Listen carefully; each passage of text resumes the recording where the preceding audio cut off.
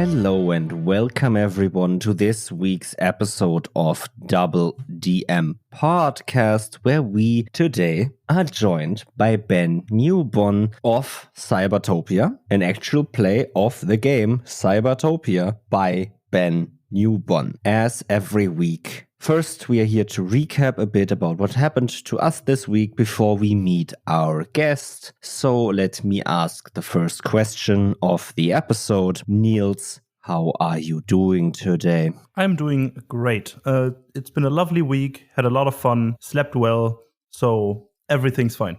How about you? Perfect. Is that all I have to say?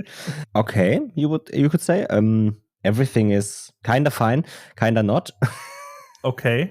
I'm just too tired. I don't know. My eyes are irritated as fuck. So maybe I don't know. I have to detox today or something. And how was your trip? It was a lot of fun. Yeah, we visited my family in Hamburg. Yeah, just met up with my grandmother and all the family and talking weird all time. So perfect. Talking weird all time. What did you do? It started out as let's just meet up and talk and have a nice time and visit again, because my grandmother is 90 years old now and can't really travel that far or at all. So we visit quite regularly. But then I talked about going to a medieval festival or a Ren fair, you could say, here in Berlin. And my aunt and my grandmother were like, hey, you need clothes for that, right? Let's tailor some. And now I have a medieval garb hanging here in my room just because I went to Hamburg and got it perfectly tailored for me. Hey.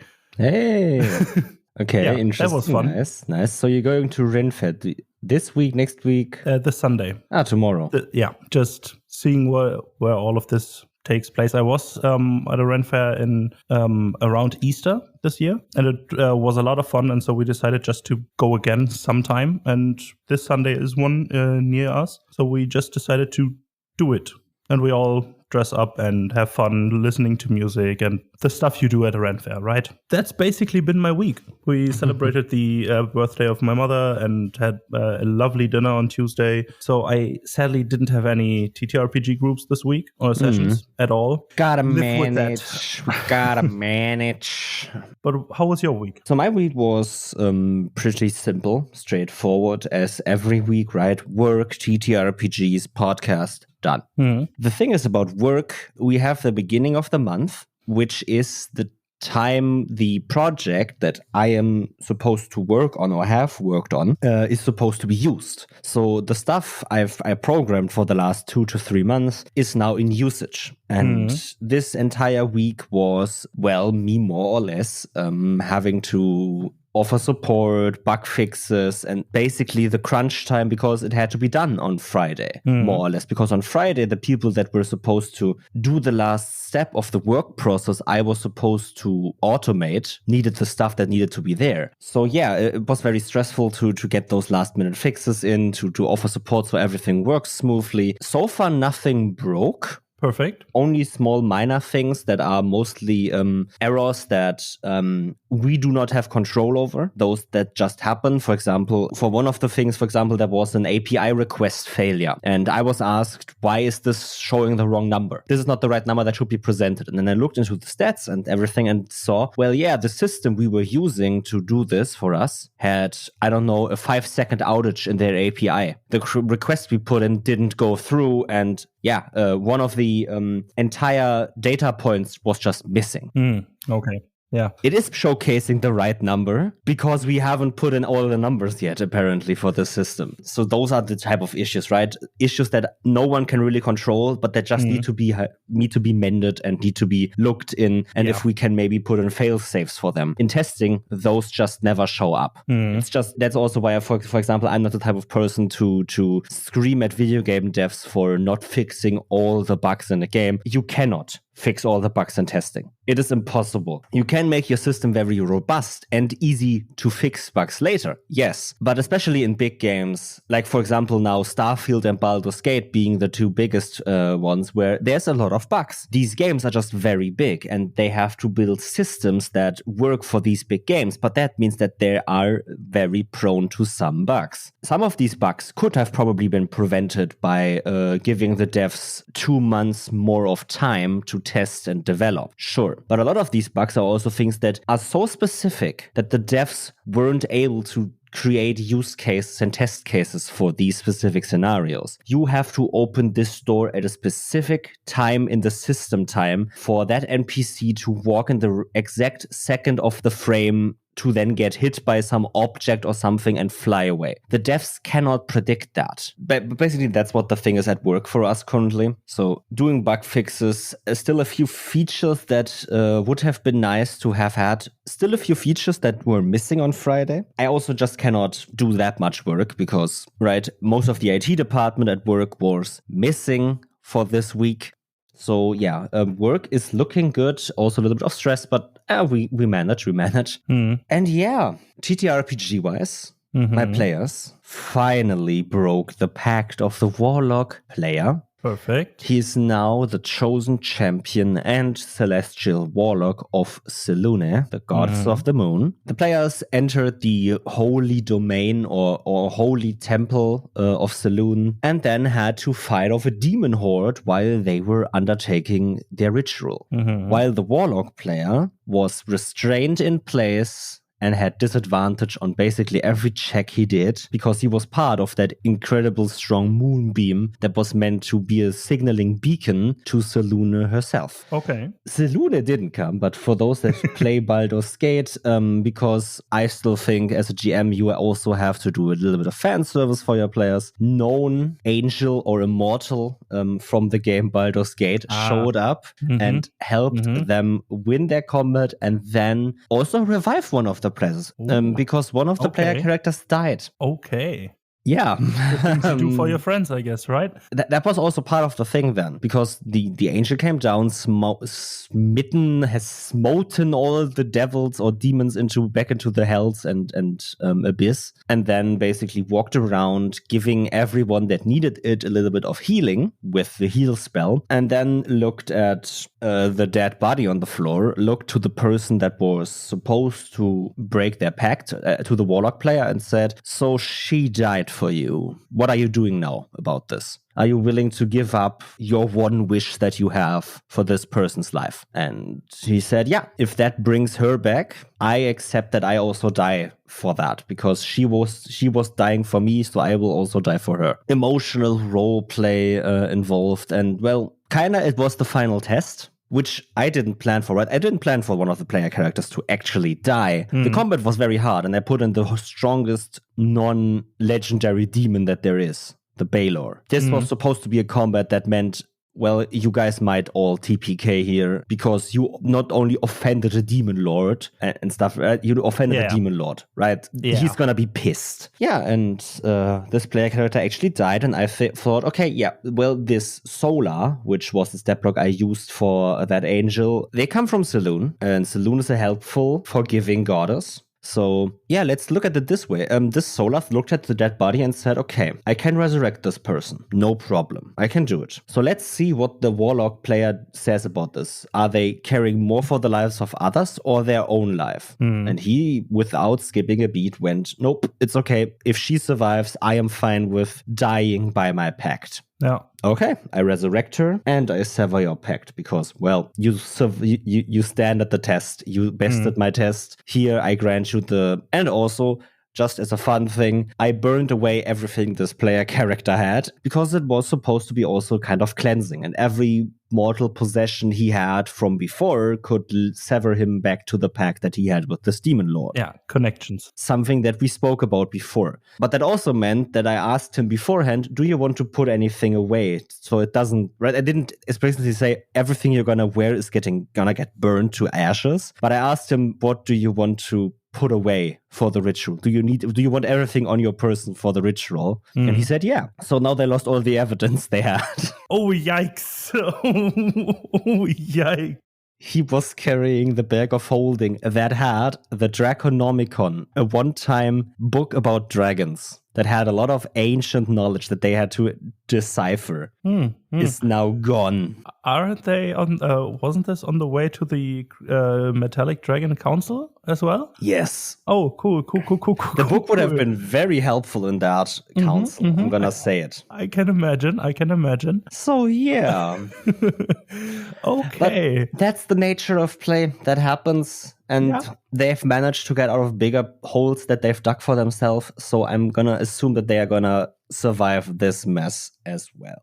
Yeah. And besides that, no other sessions for me, no sessions for you. Quiet weekend here. Just enjoying the good weather and time with your friends. Or just laying in bed, not wanting to do anything. So just enjoying the time overall. And I think with that, we've talked enough about ourselves. So let's talk about our guest, Ben Newbon. Let's meet him.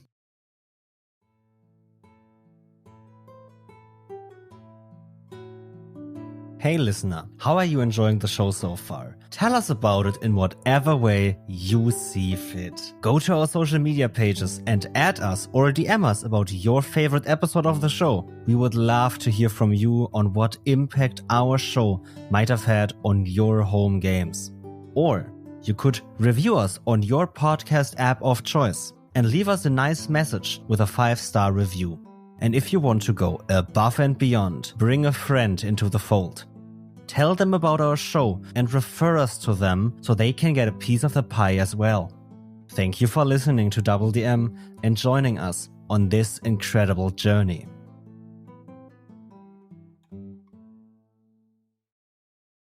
And with that, welcome back to the episode. We have our guest with us now, Ben Newbon, GM, showrunner, and designer of Cybertopia, an actual play of the game Cybertopia by Ben Newbon. But I don't want to take anything away from him, so please introduce yourselves. Who are you? How did you get into ttrpgs? All of that good stuff.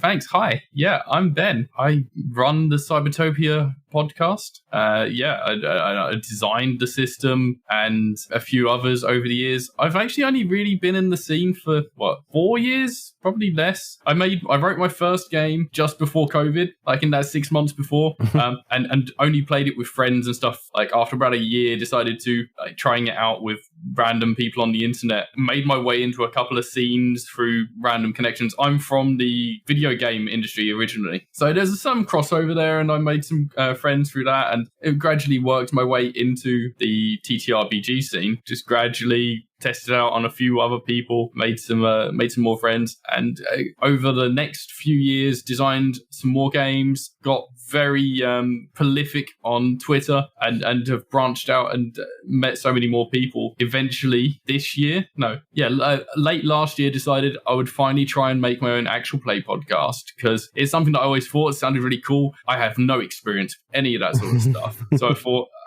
give it a shot, and just dived in, and it grew arms and legs as any good project does, and ran wildly out of control. And now I'm going on other shows and talking about it, and coming on and doing stuff like this.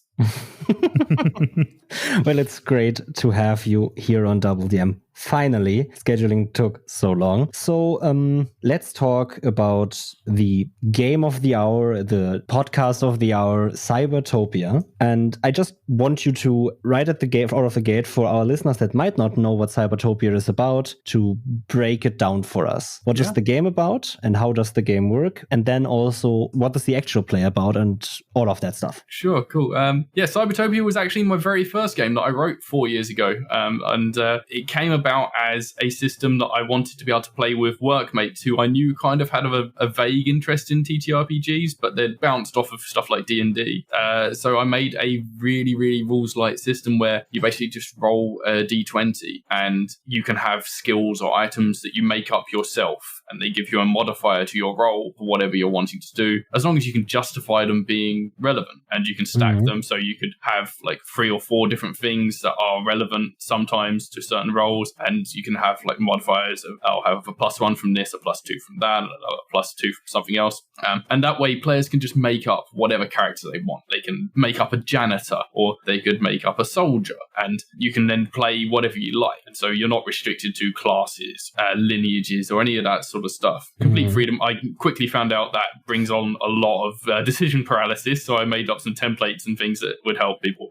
So yeah, that's where the system came about. And there's a few like extra bits that I bolted onto it over time, but that is the core of the system. It's a near future setting, so kind of cyberpunky. I don't like to use the word cyberpunk to describe it because it's more kind of sci-fi, not necessarily punky, and I get that term gets thrown around a lot, quite tenuously sometimes. So but yeah, so it's a very light system, and I played it with a lot of people.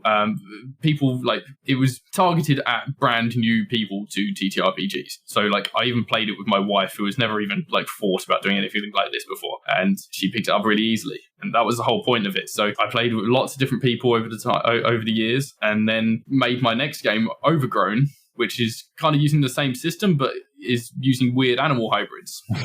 Even more stripped down or even simpler system. But that kind of took over my life for about 2 years, and it was great. I've discovered a talent for photo mashing animals, and it was great.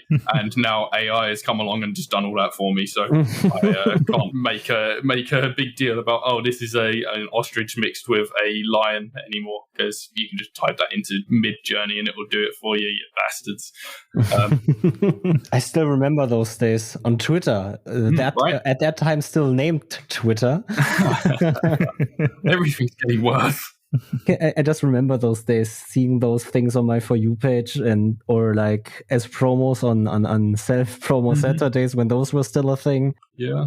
So, and I made like hundreds of those pictures. It was great. Like I was pretty good at Photoshop, and now it doesn't even matter. But eventually I decided that I'd come back to Cybertopia, because when I wrote the original game, I wrote out a whole bunch of missions that you could play with it, and I did like a core book. It was like a proper book. It was longer than anything I'd ever written before, and I had always thought when I was playtesting it and stuff, this works really well as a drop-in, drop-out game, but also like this could be a very digestible kind of podcast, in that you have standalone missions that can roll into a more overarching story, but it means you can, and the way that I've set up the podcast is that every 2 episodes is its own mission, and so you don't have to have listened to the whole series to understand what's going on. You can just listen to 2 episodes to get a full mission. And because it's very easy to have a drop-in, drop-out system on this, you can have you don't have to have the same group of 4 people scheduled every time to do an episode and go through the nightmare of scheduling. And you can just what I do is I've got a Discord and I've got 16 players. Mostly that came about because I put out an open casting call and couldn't decide between all of the people that applied. So I was just like, okay, you can all join. It wasn't the original intention, but it's actually worked out quite well. There's still been scheduling issues, because you get to like the day before recording and then someone drops out, or they're like, oh no, I've got a sore throat, or oh no, my partner sprung a surprise trip on us or something. So it's not completely immune to that, but it has meant that like I've always got players that I can just grab at any moment and be like, hey guys, I've got a spare weekend. Who wants to do a recording? And we'll jump in. And I've been going through the missions that I pre-wrote all those 4 years ago. And I think we're up to episode 12 as of recording. There's going to be 16 in total for the main campaign. And then there's going to be a big finale, which we're recording the final session of on Monday. So 3 days from now. So yeah, that's going to be an interesting one. But we started recording back in January. So from then till now, that's about 8 months. And it's been a hell of a ride. I've never done this before. So there's been a lot to learn. Unfortunately, because I've got a big cast, a lot of the cast have done this sort of stuff or are doing this stuff at the same time. So a lot of people to lean on and a lot of knowledge to gather. But it's been a hell of an experience. Niels, kind of sounds familiar. Starting in January, in August, and then in August finally having the last recordings. Have I heard that before? I don't know. I don't know. To be fair, really familiar 2 times already, right? Well, Titan's Call took till November to record 26 episodes. 26 is quite a lot. Yeah, but we had scheduled like every 2 weeks to record because we put that into a schedule and it worked. And then at some point it just didn't anymore. See, at least you had a schedule. The way I did it, I was just like, every now and again, just put a hand up if you're available, which is kind of good for flexibility in that. But in terms of trying to get anything regular was turned out to be a bit of a nightmare. And and probably the biggest learning I've had from all of this is organization. And I was saying to someone else recently, like, was basically like, what are your biggest learnings from failure? I was like, organization. All the will in the world, all the money, all the energy, all the time cannot make up for poor organization. Yeah, totally. From starting Titan's Core, our first actual play project, I knew nothing about like planning, scheduling, organizing an actual plan. I was like, it's just gonna be like a normal campaign. No, there's still a lot more work behind it, because I don't just have to schedule a session, I have to schedule a recording. That means that I need to make sure that there are no interruptions, for example. Like, right, in a session, if one of my players just decides to leave for like 30 minutes, that's not a big deal. But in a recording, that means 30-minute break for everyone, because we can't just wait for you to come again and say, this character is currently, I don't know, taking a shit in the bushes. Like, that just doesn't work. There's a lot more involved. And I think also comes down right to players having to be a lot more involved than in a normal session, right? In a normal session, I don't mind if you, like, for example, the thing that I always talk about with one of my friends is, because she and I both have to fidget at any given point in time with something in our hands. Because she as well, she has a fidget cube, and right, the thing is, in recordings, she can't use that because that thing makes noise. A lot of noise. But in a normal session, I don't mind if there's 4 hours of clicking in my ear. It may be a little bit annoying, but I can block that out. But in a recording, I can't, or at least the recording can't. So there's a lot more focus that also goes into it, and alone that needs its own management, basically, because you need to make sure that your players are not necessarily always on their A game, but at least focused on what you're doing, so that they actually have the time to be there. Yeah, I think just creating an environment where they have the possibility to always be on the A game is the thing that's really important. Because if you pass on that, it gets difficult. And I'm still in the learning process for that myself. No, you do a good job. No, you're doing a good job. Yeah, but it's still a learning curve, you know? Yeah. There's always room to improve. You can't deny that, because it's just the way it is. Yeah. And I got some tips from you, and I knew or felt how you did it in the through Titan's Call. But doing it yourself is a completely different thing than just experiencing it. So a lot of things regarding that come through learning, or just through experiencing it firsthand, at least for me. And I think for a lot of people, it is the same way. One thing that I always just try to put out there is everyone should just keep calm. If there are mistakes, it's not a big deal. You can still fix that. Just try your best. That's all there is to say. Yeah, one of the biggest things that I had to basically drill into some of our players is, it doesn't matter if you mess up that sentence, you can always say it again. The same time goes right. If something happens, if you mess something up, it doesn't matter. Just do it again, because we can always fix that in post. Yeah, that's something that I found, especially when you start editing and you hear how people talk, and how you speak yourself, and how you correct yourself when you say something wrong, or when you misspeak. And so often I would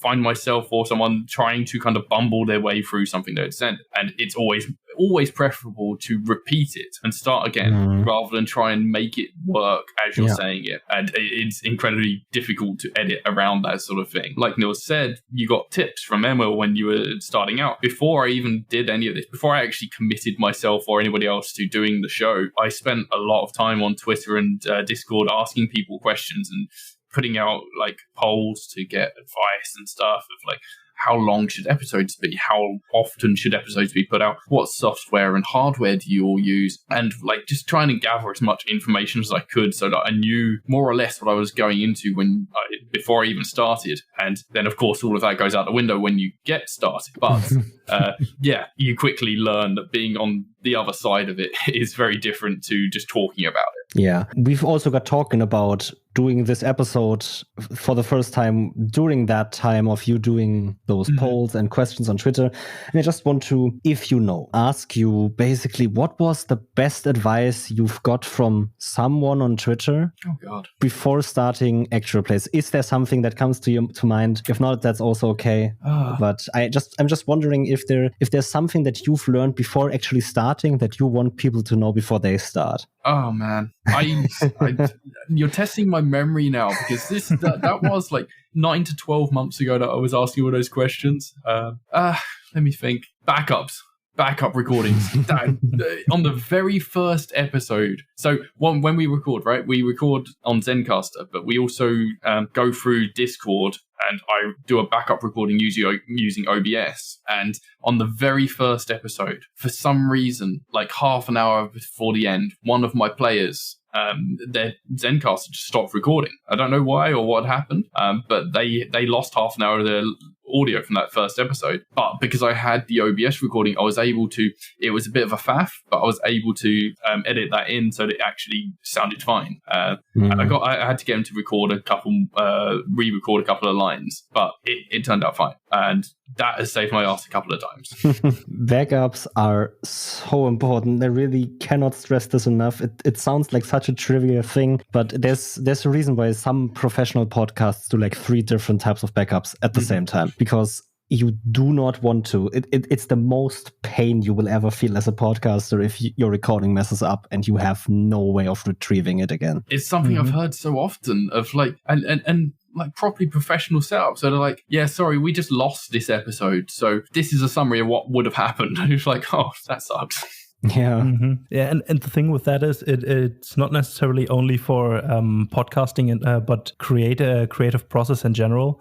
I like to draw myself a lot, digitally or manually, and I can't count how many times I've been drawn or I've been drawing for 2 to 3 hours just to realize I've been drawing on the same layer over and over again. And then I decided, hey, no, that color doesn't work anymore. I wanted to change that. And changing a color that is overlaid by so many different things on the same layer, it just doesn't work. Yeah.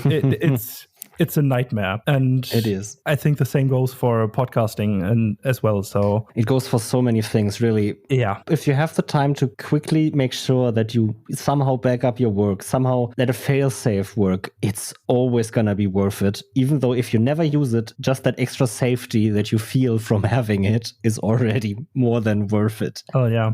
So that was before you started. Now that you've done most of Cybertopia as your first actual play, let me just ask another question about starting out and what advice you would give. What is something that you had to learn definitely yourself and then think that is something that people should know? Maybe you didn't get told, maybe no one told you on Twitter that, or maybe you didn't believe them or something, but what is something that you've learned from actually doing the thing? Editing is the worst thing. It's so painful. And I did get advice. I had Jason from Memester of the Week, a fantastic Monster of the Week podcast. He ran me through for like an hour his editing process and showed me all like the tricks and tips and stuff, and that was fantastic. But I don't think I fully absorbed at the time how painful it is doing editing and all of the things. And like people who don't do audio editing have a view of like, you don't have to like cut out all the ums and ahs, and you don't have to cut out all the silences and stuff. And when you get going in it, you're like, no, I do. Yeah, I have to take out all of those stupid things that were said, or every time someone's repeat. And it's funny because I think we're long past the days when you'd hear a big podcast say, the first season audio is a bit iffy, so just bear with it. I very much did not want to have that as my my actual play. No, that's something we've talked about last week with Eric Silver a bit. He said that especially when it comes to quality, you need to have at least some understanding of quality. You need to have a standard of quality. And got talking about that, and it was really insightful because you don't need to have the perfect audio. You just need to show people that you actually care about quality. Yeah. Because I can bear with every audio issue that a podcast can have for as long as I know this podcast is trying. As soon as I realize they aren't even trying to fix this issue, they are not responding to people saying you have issues, or they aren't improving after like 15 episodes or something, I'm just going, okay, you think that's enough, but I could spend my time with a different quality podcast that I might enjoy more because I actually am able to hear everyone speak. I mean, the bar has been set so high these days days that it's no longer a case where you can just be like, we were 4 friends sitting in our basement and just had a microphone in the middle of the table or whatever. Like, you can't do that these days and still be taken seriously. And you've got people like Planet Arcana or Cyberpunk Oasis, and their sound quality is amazing. The effort and everything that they put into it, it's fantastic. And it's that sort of thing that kind of inspires me and gives me the push to make it as good as I'm not a professional at this stuff. I'd never used Audacity before I did this. It's been a hell of a learning curve, and I've definitely found things, the way my whole process has changed since that first episode till now. And there's been ups and downs and things that I've definitely got into bad habits of, but there's a lot to learn. There's so many tools and things that you should pick up and that you have to kind of read up about and research of how to deal with certain issues. And you said like the background noises and the fidget noises, and as I've been editing, I've been like, oh, I couldn't even hear that when we were recording, but when I'm editing, I can hear there's someone like clicking a pen repeatedly. It was like, oh no. Or I don't make a fuss about how people do their dice rolls, so some people literally will roll a dice, and sometimes dice rolls are really fucking loud. Dice rolls are so irritating sometimes, because especially like this is a little bit of a gripe of mine, because I tell my players every time they do a dice roll, I realize they're talking while they're doing the dice roll. No, you have to say that again. I will not have you talking while you roll your dice, because that is impossible to edit to sound good. But then sometimes you quite like the dice roll sound because it gives that kind of edge to it, but you don't want it crossing over. Yeah, I like the sound of it, but the problem is, especially if I put every basically filter and compressor on the voice, I don't want that to compress the dice roll sound, because that sounds weird.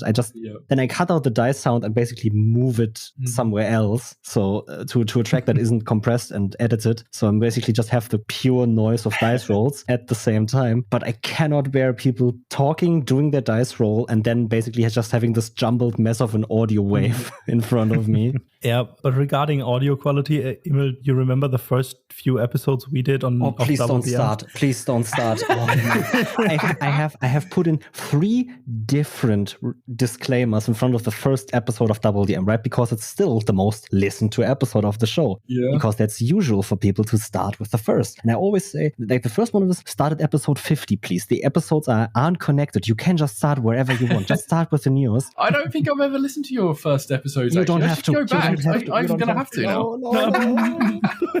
That's actually where my stance on this quality stuff comes from. Episode 1 and 2 of DoubleDM were both recorded in the same week, and we both had headset microphones. Those sound shit.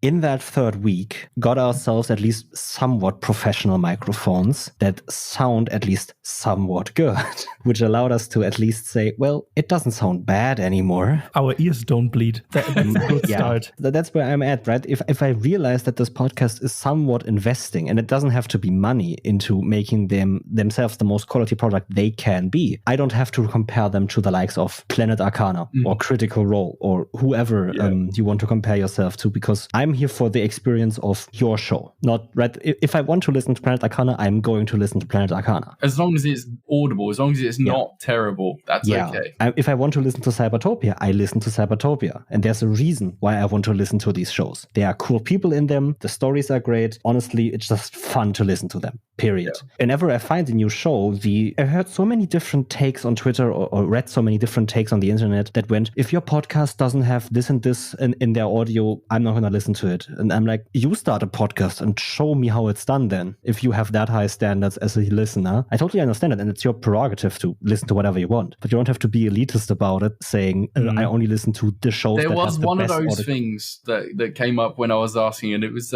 background music. And I was lukewarm on it at first. And a few people were like, no, background music really does make a difference. And then you hear some shows of it and you're like, oh, yeah, that does sound really good. As soon as I tried doing background music, I was like, no. I totally get it, though. I really like background music, but I don't think it's a requirement for actually good sounding podcasts. It's really hard to get right as well. You have to do so much work when you put background music in. You have to basically listen to the entire time where you have the music in 10 times more than you would do without, just so you can get every level, everything exactly right. It's so much more work. And just getting good music as well. Oh, yeah. I kind of wish I had the skills that Jay from Planet Arcana has to make my own music, but I don't.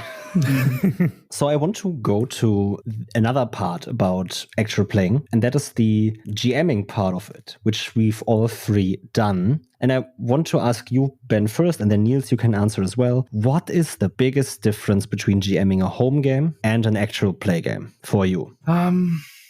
There's a lot of table management that you have to do, even though there's no table for it. But like just managing the group, making sure like the spotlight is nicely shared, that everybody gets a chance to do their RP and their chat, and that everybody gets their time. But also that cross speak and over speaking doesn't, like, it's okay to an extent, but like at a table at a live game, right? You can have some over speaking. You can have some people talking over each other and stuff, and still manage to understand what's being said. But in a recorded game, you can't just deal with, we understood what was being said, because the audience isn't. Like, they're just going to hear a muffled bunch of words, and that's not going to be audible. So yeah, there's a lot more table management involved, and personality management as well, just to make sure that everybody gets their chances and doesn't take over and doesn't shrink. Yeah, balancing that all out is a lot more onerous. Yeah, for me, I think the biggest difference between running home games and a podcast would be pacing, or controlling pacing. Because when I'm at my home games, I don't care if we sit in a tavern for 2 hours just rolling to see who can down more beers or quicker or whatever. But for a podcast,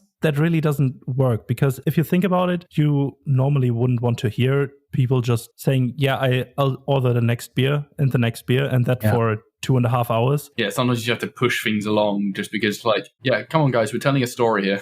I mean, it's okay to say, right, especially if it's talked through with the group, this episode is you guys just gonna be in the tavern. It's actually something that we are at DoubleDM currently trying for our third actual play. I'm not gonna talk about what thing we're doing at all, but it's a very short story. At least that's what we're planning to do. And you can tell me after we finish recording. Sure, no problem. And we record basically what we would call action episodes, which are longer episodes that focus on action and doing stuff. And then we record interludes, which are basically one room plays. I tell my players, you enter this room, and as soon as you leave it, this scene ends and the episode ends. So it's only them and whoever is in the room, or at least adjacent to the room, role playing. There's no roles involved. That's an interesting way to do that. I don't think I've heard of anyone doing that way before. That's amazing. That's what we decided. We were like, that's something new and it could work. And I'm very interested to hear what it comes out like. If it doesn't work, okay, then we tried it, but seems to work so far for the 2 episodes we recorded so far. So there's not much yet happening, but it's talked through with each other. We're saying this is supposed to focus on that role play where not much happens in terms of either advancing the story or having action happening and basically advancement, right? You talk that through and it works. But yeah, what Niels said, right? If your players are just sitting in a tavern doing literally nothing, that's going to be a problem. Yeah, exactly. Because what you just mentioned is there's still some sort of development, not necessarily plot or the overarching plot or action, but character development. Connections between the characters themselves intertwine a bit more, or they get to know the characters more, their own character or the other player characters. And so therefore they listen up. And I think this is also pretty important for a good show, or overall for a show, because you want to know the characters. If you just see this is a character nameplate A interacting with character nameplate C, that doesn't give you anything. But you want to kind of get to know what the character feels like. Something like that is pretty good for that. Just doing nothing with that, that's the problem. That's where the pacing kind of gets important or hard to control, because at least what I felt is controlling pacing can be tough if you still want to have as much agency as you want to, because that's the big thing in TTRPGs, agency, and letting your players make the choices that they want to make, yet still being able to push the narrative itself forward, being it character development, plot development, action, or whatever. And I think this is or was a big challenge for me, or still is, or feels like, and I don't know, but no, I definitely agree. Something that we all three have with the 4 actual plays we've GM'd for under our belt is all of these stories or campaigns are limited, right? Cybertopia has 16 episodes plus a finale. Titan's Call has 26 episodes, at least in season 1. Second actual play has, I think, 13 episodes, Niels? 13, 14? 14, something along those lines. Something like that. And our third actual play at DoubleDM has 9. So I want to talk about that because something that is very prevalent in the TTRPG actual play space are these long form, basically unending campaigns, 150 episodes. And I want to ask you, Ben, why did you decide on a shorter format? Was there a reason to it? Yeah, so one of the reasons behind starting the podcast in the first place was so that I could showcase the system and the book I'd written previously. So in the original book, I'd written these 10 missions. And so I thought I will just run through these 10 missions as the podcast. And then people can see this is how I play the game. This is how the creator, the designer intended for these things to be run. And if you are looking through the core book and you're reading these missions, this is what they sound like in actual play. I do have intentions if we get to doing a second season, hopefully everyone's available and it works out well enough that we're able to. I do plan to open it up to a more player agency kind of led thing. So it's not just going to be the missions that I've thrown at the players. They're going to be able to decide where they're going and who they're seeing and that sort of stuff themselves. And that could open that much more up to a kind of open-ended campaign sort of situation. We'll see how that goes. Yeah, I think just having basically a cap or a soft cap on the amounts of episodes that you want to put out just helps you with the aforementioned pacing, just the density of stuff that happens. And I wouldn't say, we're just recording 5 episodes, no more, no less, but something along those lines, that you have a rough estimate on what's it going to be, how long is it going to take. And telling your listeners that, or a rough estimate of that, helps them to anticipate things more, at least in my opinion. The same goes for when the podcast or the actual play is completely released and I see a podcast with 150 episodes. It's way more daunting for me to start that. It's the problem that I have with One Piece. I always want to watch One Piece, but it's over a fucking 1,000 episodes. Yeah, and that shit is just a looming shadow over me that I always want to watch. But man, it's 1,000 episodes. How can I catch up ever? Especially when people tell you after 150 episodes, it gets really fucking good, and you're like, okay.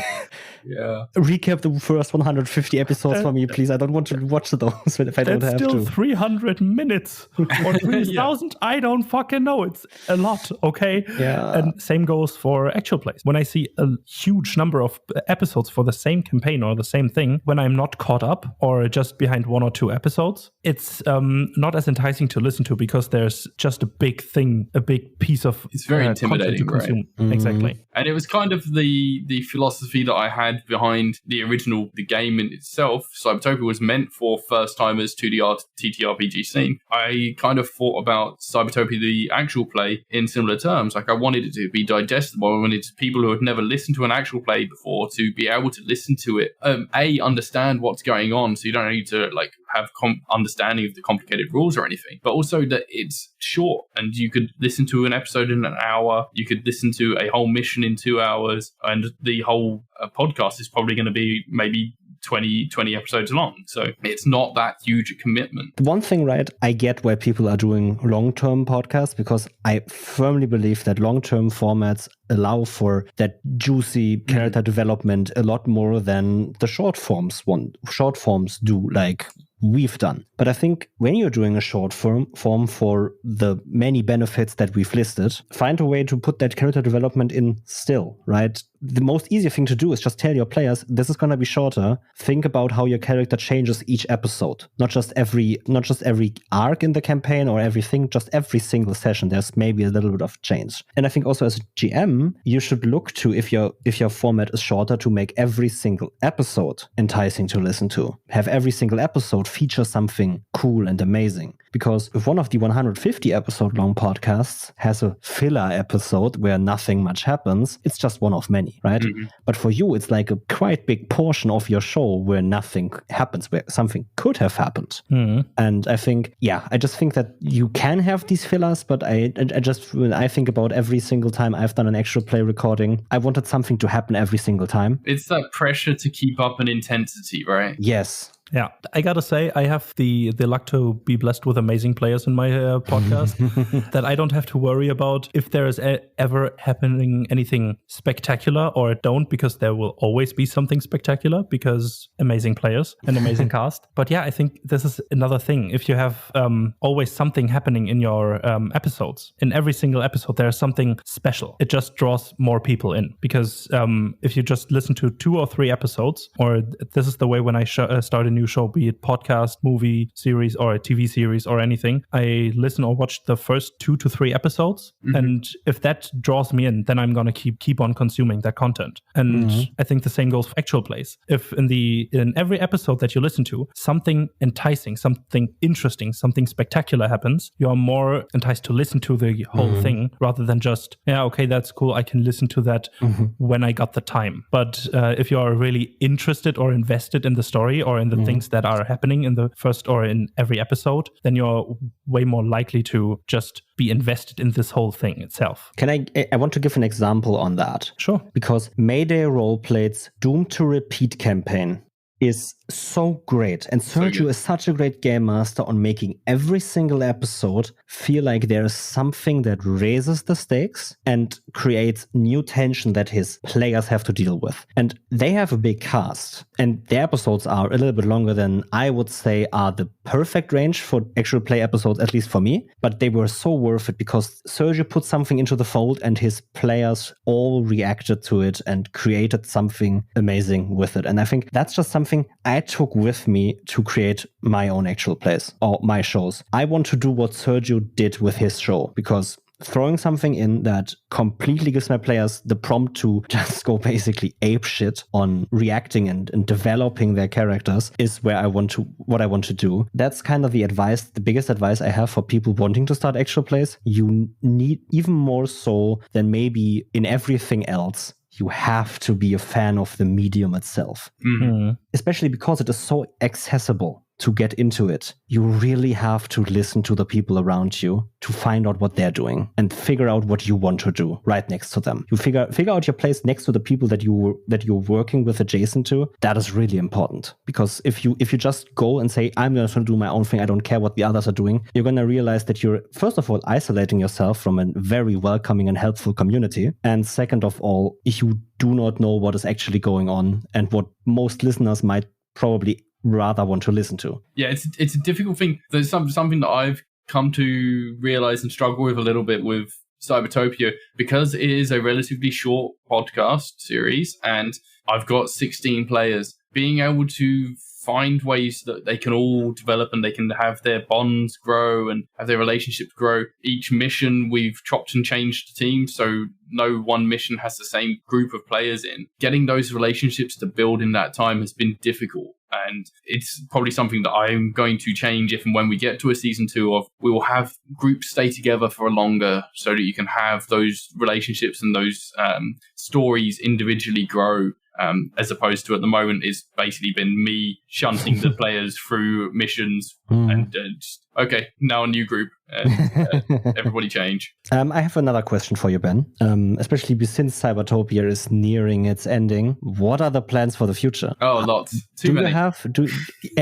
Obviously, everyone has too many plans, but is there something that you can say that is like at some stages of, okay, that's gonna be a thing and not just is in the idea basket and maybe someday it will make it to something, but something maybe more solid, if you can say, obviously?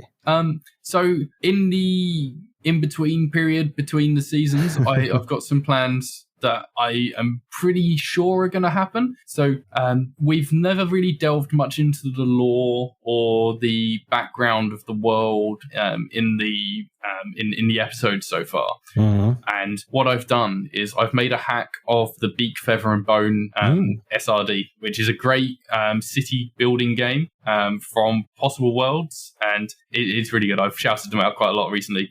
So I've made a hack of that, which will basically help shape the city that the game is played in. And I'm going to record. I don't know if we'll stream it or something, but I'm going to record a few sessions with the players to develop this city so that they then have some agency in what's there and who some of the characters are and the NPCs and stuff. And then the world becomes partially theirs. And that'll be the world that we then take the players into in season 2. So that's a pretty definite plan. I've got ideas of also doing cast interviews and stuff while I get prepped for season 2, and just to give those filler episodes that you need when you're doing those in between bits. No, I think behind the scenes things actually haven't found their place yet in actual plays that much. There aren't that many people doing like cast interviews or. And it surprises me because like some casts are really interesting people beyond what they do. Like, I am when you meet some of these people and you talk to some of these people, like I've gotten to know some of the Planet Arcana people and they're really cool. Like one of them is like a proper like Canadian rock star, and it's like, this doesn't get enough talk in your episodes. Imagine what it would sound like if we both did a behind the scenes cast interview or whatever, and it would just it has the potential to just be such a train wreck. But I mean, that's what people tune in for at the end of the day with these cast episodes, no? Exactly. The most important part of a cast for me, for TTRPGs, is synergy. If I feel that like the cast doesn't necessarily have that good of a synergy going on, that's a big turnoff for me personally. Maybe that's something especially you can talk about, Ben, with having that such of a big cast. It might have been a little bit harder to build that synergy that some people like me probably look for in actual plays. And maybe just quick question, how were the stages from having cast everyone and having told everyone, hey, you can be part of, to then recording with these individual groups? Are there like, I don't know, team building exercises or something? I mean, the scene is relatively small, right? So a lot of these people at least knew of each other in the first place, and some of them are a bit more known than others, especially like the ones that are already in actual plays. So we got Jeff from Big Campaign Pod, is fairly out there and gets involved in a lot of stuff. We've got Basil Wright, who does a lot of game designing, and there's a whole bunch of people. Rev from Fort Punks is all over the place all the time, just chatting shit with everybody. So there's a few people that kind of know each other anyway. Something that I think, I don't know, part of me feels like this first season has been a bit of a test run, you know, like it's been there really helpful for me to understand who works well together, which characters as well as which players gel well. And so going into season 2, I'll hopefully be able to push people together a bit more and try and encourage that character and player growth and get those relationships on both sides of the table working better and growing. But it's been a really interesting group, and everyone's been somehow like stayed so excited all the time, even when it's been like months between them having sessions, because I've got 16 players and 16 episodes.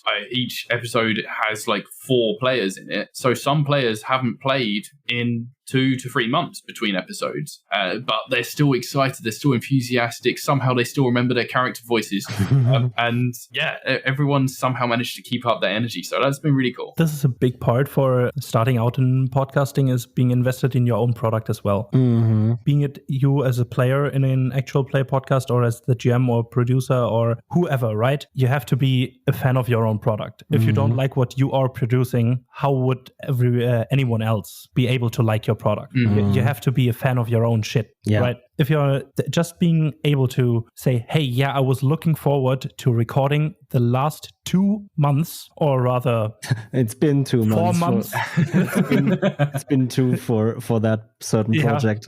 But just being able to say, fucking hell, I was so stoked to finally sit in this recording room with the same people again and do that shit, just invigorates the mood in everyone and just brings out the energy, and just the ideas keep flowing when you're still invested in the same shit and just are a fan of the thing that you are as a group producing. So everyone is just bouncing ideas off each other. That's what TTRPGs are for, right? Doing the weird shit that you can't do in real life. Doing the thing you want to do, right? Agency is a huge part. And I think most actual plays that I like feature that agency, giving the players the opportunity to do the cool, fun stuff they want to do. And then as a game master, showrunner, and editor, being a fan of that fucking epic moment that just happened in play. And you have so many steps in an actual actual play to highlight that epic moment in whatever way you see fit, right? As a GM, you can let the world and NPCs react. As a different player, you can let your player character react. And as an editor, you can literally highlight that moment through subtle things, right? For example, if you want to sparsely use background music, that's a perfect way to highlight that epic moment that just happened. Or maybe even use a sound effect. I don't know,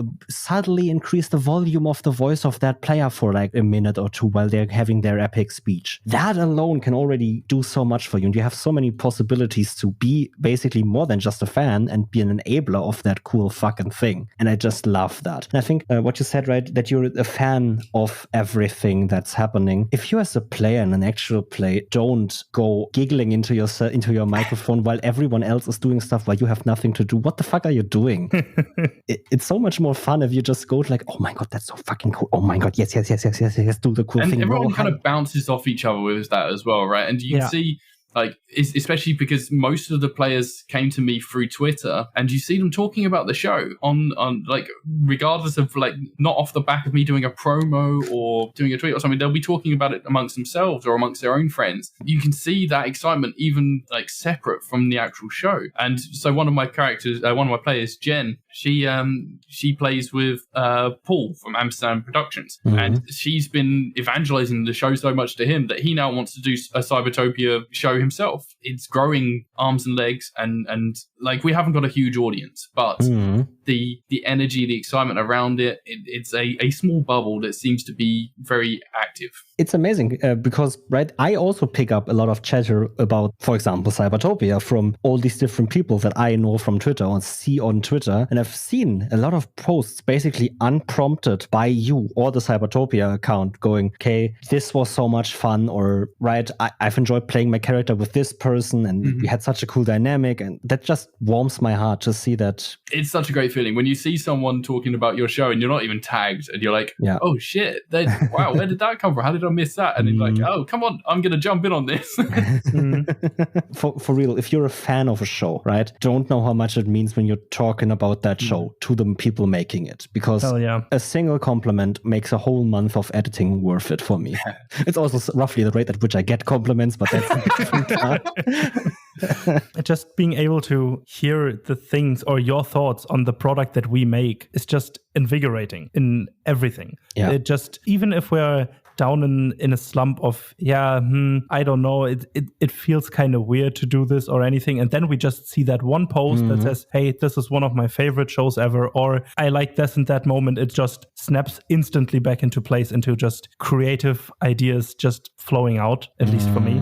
When I hear anything along those lines or see anything along those lines, it just, I think in podcasting in general, there is a big thing of burnout or in the TTRPG space in general. And if you're on the verge of that, care for yourself. A big thing, listen to yourself and take care. But if you're ever in a weird place in that regard, just seeing a comment or a tweet or a post about your show or about your product just makes it all worth it. Yeah, like one of my favorite things is like when you're recording, when you're doing the sessions and like something really cool happens, and like someone, especially in this like rules light kind of system, it gives the players a lot of opportunity to do weird shit, and sometimes it's hilarious, sometimes it's amazing moments, and you can tell that, you can feel it when you're recording it. But it's not until you start hearing people when they've heard it, like as an audience member and as a listener, and then they start talking about it, they're like, yeah, that moment was really cool, and you're like, yes, validation. Ben, I have to ask you another question. Correct me if I'm wrong, but you recently started a new job, right? Yes. And I assume, just as it happened with me, that took a whole chunk out of time off of your production time or production buffer that you set yourself. At least I've heard you, at least we've spoken about that. Our buffers basically vanished completely. When someone is listening to this, wanting to start an actual play, what advice would you give them for that post-production period of editing? How much buffer should they give themselves? How much planning should they do about when to release what? Is there something that you've learned that you think people should know? In my questions before starting, people would say, give yourself a good 3 to 4 months buffer. And what I think I've learned is that there is no there is no amount that is enough. Yeah. I had so much, like I had that buffer of 3 months. I think I'd finished editing episode 8, and I had a good like 3 months of releases before I'd have to caught up, and I'd be like, oh shit, I need to get another episode out. And I hit that moment that you were saying, like burnout, and for like a month I was hardly able to edit anything. And I was still recording. That was fine. And I had like 6 episodes more to record after that. And I didn't get anything done for a month. And then I got a little bit more done. And then I got this new job.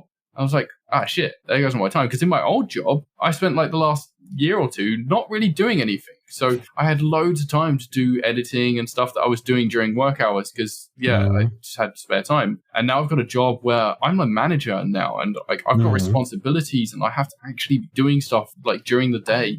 So now I can edit for maybe half an hour each night if I'm not too dead after work or looking after the kids. And that is hard. And there's no amount of buffer is going to be able to like take care of that sort of stuff. So try not to let yourself get complacent about it. Give yourself as much as you possibly can and just keep at it, because if you let that buffer go, if you let the releases catch up to you, as I have now, I've got 1 episode buffer, which is 2 weeks. It catches up to you, and then you're panic editing and just trying to get through it all. Yeah. Unfortunately, I don't have many more episodes to go, so this panic will not last for too long. But yeah, I have set myself up with quite a big task for the finale, and I don't know if I'm going to manage. Like, if I get to that 2-week buffer that I've got at the moment and I've got to edit the finale, I don't know if I'm going to be able to do that, because it's a gargantuan task I've set myself. And that's something I've definitely learned of. Like, I have a habit of being extremely ambitious with my plans, even when I've not planned them properly. So like, I never intended this to be a 16-person cast.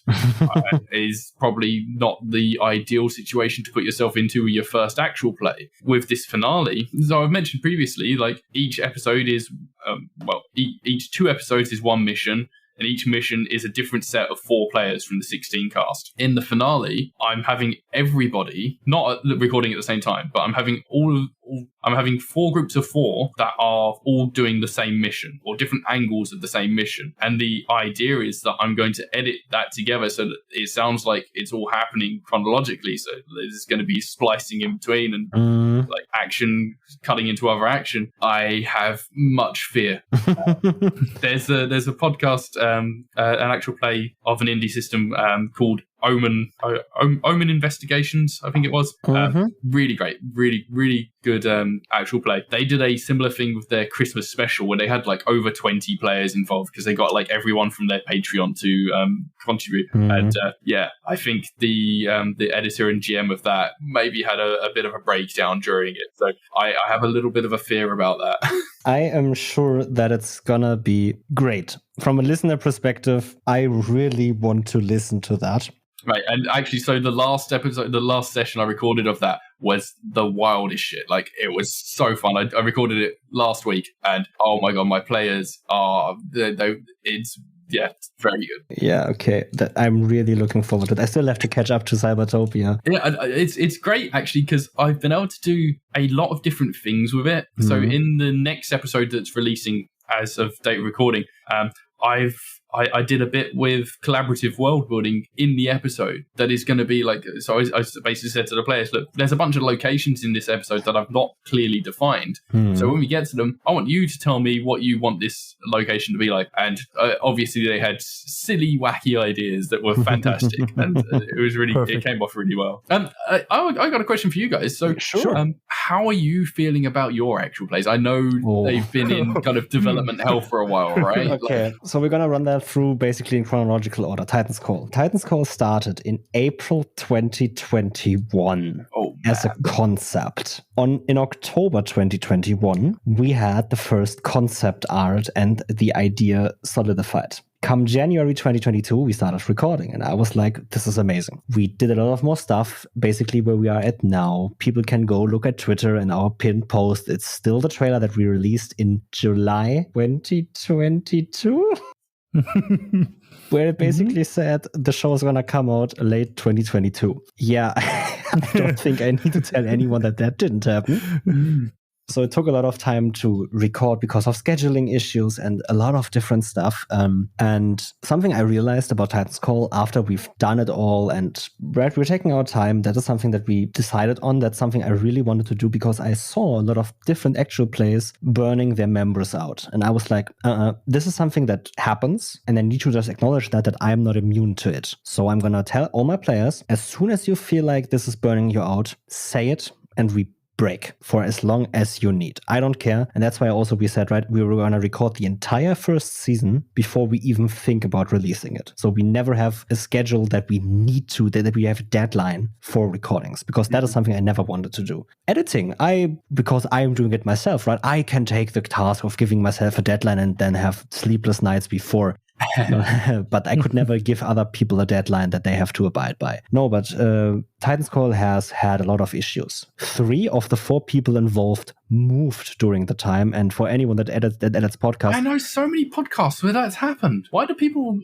I mean, it goes on for such a long time, right? But yeah. No, but the thing is, right, for everyone that edits audio, if one of your players moves, the entire audio editing process for them changes, because you have basically new audio to edit. You get completely different audios that you have to completely manage differently. That's a pain in the ass, and that happened 3 times during our show. Then people also had different microphones, and we didn't do enough adjusting beforehand, so editing could take easier. So we have a lot of small audio issues, like a person being a little bit too quiet, or someone at some point having too much breath in their voices, and it kind of creating that. There's so much you don't notice when you're recording, right? Yeah, and so from the beginning where I went, Titan's Call is a passion project. It still is, and it's still my favorite thing I've ever done. It is a tech test at the same time. Season 1 is a tech test. Yeah, exactly what I was saying about Cybertopia, right? Right. It's a foot in the door. That's why it's also, for example, D&D. We decided to say it's D&D because it is a test. It is something, okay, this is our foot in the door. Now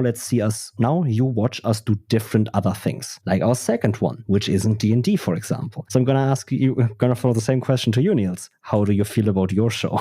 Yeah, I feel terrified yet gracious. I thought, yeah, I want to do that too. It sounds amazing, and it was a lot of fun recording Titan's Call. And I said, hey, sure, let's do it. But I don't want D&D because I wanted to try something different for myself and for podcast itself. And so the process of which system do I want to play with my players then started. Yeah, it was a lot of reading into that system and that system until we then decided on the system that we are playing currently. And is that is that knowledge out there? Is this something real? No, I don't know if it's out when we're recording this, because fun sneak peek, in Titan's Call's first episode, there's a trailer for the second show.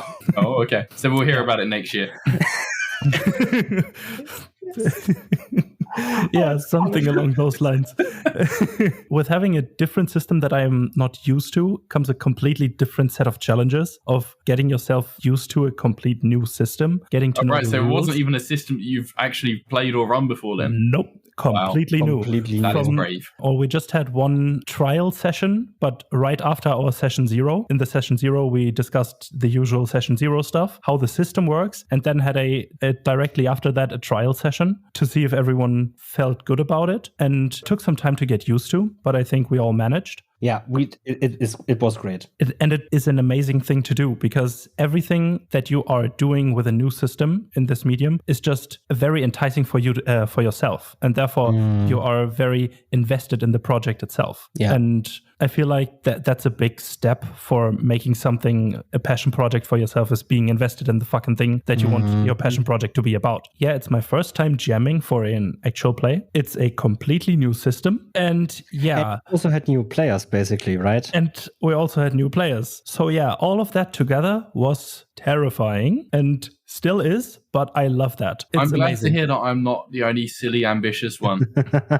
No, it's just, or it's a way for me to push my boundaries in a way that I'm comfortable with, because I'm doing this with a group of people that I trust and feel safe with. Therefore, I know I can safely push the boundaries to a limit or in a way that feels good to me. I want to pick up something that you just said, Niels, and that is that we did a trial session. And that is something that I think a lot of people don't realize goes into some of the podcasts that that start out as these perfectly edited and mastered and great shows from the get-go, they have so much experience beforehand because some of them either did these trial, and not just trial sessions, trial campaigns for like 10, 15 sessions that completely got deleted, or that have either experience beforehand. And if you don't have that experience, my biggest advice is to you, sure, build up knowledge beforehand. Get yourself as much knowledge as you can beforehand, but also do the thing. You don't have to be as good as these shows that have that a lot of experience behind them before they even started. Either be that in audio editing, be that in podcasting itself, or be that in GMing an actual play because they've done it before or have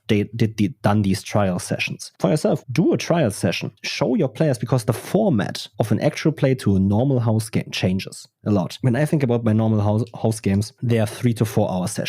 If I would record for 3 to 4 hours straight, I would die. It would be impossible for me to do that, right? I can do 1.5 to 2 hours, then a break, then 1.5 to 2 hours, but not 4 hours straight. I'm not cut out for streaming. I know that already. Even though you could also take a break in the stream. But I really noticed I'm more of a podcast guy. It feels kind of easier to me. So that's great. But even then, something I can say, DoubleDM is planning streaming. When? Actually, I think it's going to be rather soonish, actually. Because we have a lot of plans already that we just have to basically solidify now. So next year, gotcha. I hate you. It's not my show, so maybe it won't take so long because the person has a better work ethic than me. So just to say that, it's not me either, because I don't. I just wanted to be known. No, right. DDM has a team of 5 people that are working on content. So it's Niels and I am just basically the front people because we started it, but we have like 3 other people that are playing actual plays with us and also said that they want to help out with editing, social media and everything. So nice. Yeah, that was something that I was told before I started that I very much ignored, of don't try and take it all on yourself. And I have, and I see why they say that. With that, I think we've reached the end of our episode. We unfortunately don't have much more time left, but there's one important thing to ask you, Ben, and that is, what is your most unconventional GM advice that you can think of right now? All right, yeah, actually, so something that I would go back and tell myself at the start of all of this is, don't be afraid to tell your players that they've got shit ideas.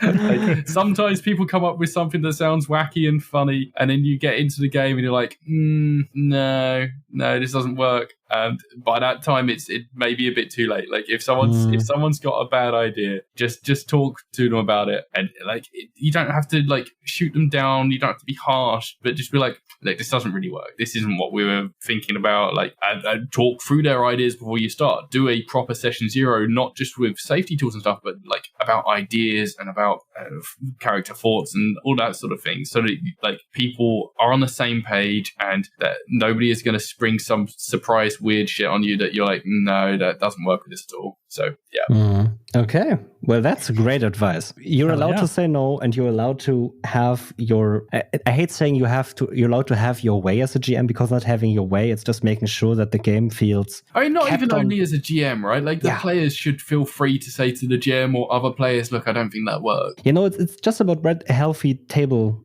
communication.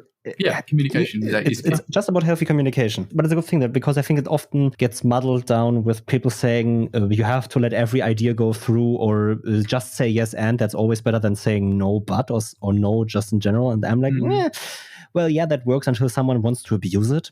Often what happens is, if a player has a bad idea, everybody knows it's a bad idea, but if you just go with it, eventually that player realizes themselves, and then they're like, no, I want to retcon all that stupid stuff I just said.